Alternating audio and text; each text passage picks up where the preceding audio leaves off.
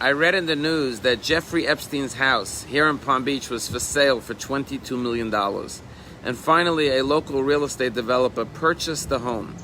Now, of course, who would want to live in the home that was so many evil deeds were committed in? So the developer said, of course, that he is going to raise the house to the ground and build a new house on the property. This week's Torah portion tells the story of God telling Abraham about the wicked cities of Sodom and Gomorrah and how God was going to destroy, wipe out these cities because their evil, their corruption has reached the heavens. And Abraham in his infinite kindness pleads with God to spare the cities, hoping that redemption can be found for the people in Sodom and Gomorrah. But when Abraham could not even find 10 righteous people, he finally must acquiesce to God's plans. However, God says, I'm going to save Lot, his wife, and his family from the cities of Sodom and Gomorrah. And so, as they are instructed to leave the city and flee to the hills to be safe from the impending destruction of Sodom and Gomorrah, God gives them one more instruction. Do not turn back. Do not look at the city as it's being destroyed. And we all know the story. Lot's wife couldn't resist, and she looks back. And what happens? The Torah says she turns into a pillar of salt. While this is a very unusual story, there is a metaphor and a lesson for each and every one of our lives. What the Torah is teaching us is that every one of us has a piece of Sodom inside of us. We all have a little bit of corruption, a little bit of wickedness, a little bit of selfishness and self-centeredness and narcissism within us. And the Torah says we have to eliminate that. We have to destroy, obliterate that Sodom and Amorah within ourselves. And we have to flee to higher ground, to the hills, to be distant and safe from those negative impulses and desires.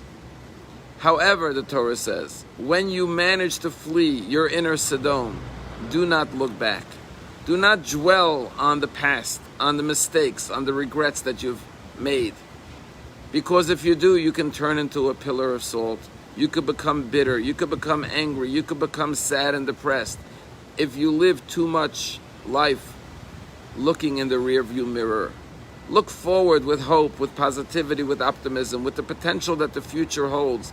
Don't dwell on the past and the mistakes you've made. Yes, we have to learn from the past. But like salt, a little bit of salt enhances the dish.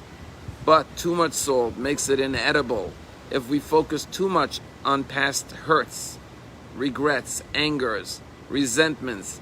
Then we live a bitter, not a better life. And so the story of the wife of Lot is a lesson to all of us. Let's always go forward as individuals, as communities, as a nation. Let's look to the future, to the bright, new, fresh horizon. Let us not relive the past mistakes. I heard a story from Rabbi Abraham Twersky, who of course was one of the greatest authors and lecturers. And he says that his father was a chaplain and a rabbi in a hospital. But sadly, he was diagnosed with pancreatic cancer. And he said when his father was in the hospital very ill, the doctors came in and offered him a new trial drug treatment that may work to help prolong his life. And after the doctors left, Rabbi Twersky said he was sitting with his father, and his father said, Avramallah, I know that this is not going to help me. It's not going to save me. It's just going to mutcha me. It's going to make me go through more pain and more suffering.